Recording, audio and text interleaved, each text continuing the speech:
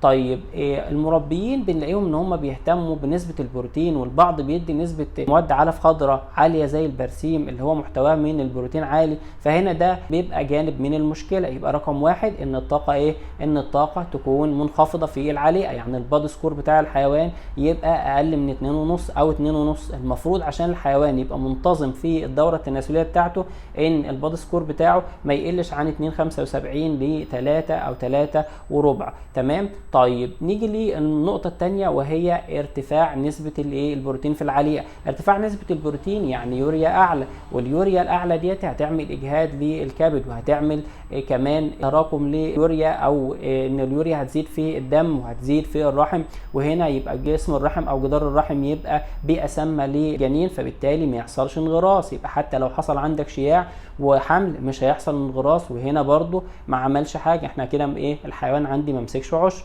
طب نيجي كمان لنقص الالياف. الالياف مالها الالياف ومال ومال التناسل. حلقة التفويت الكاملة على قناتنا على اليوتيوب جرين جلوب، شريكك في الأعلاف والتغذية الحيوانية.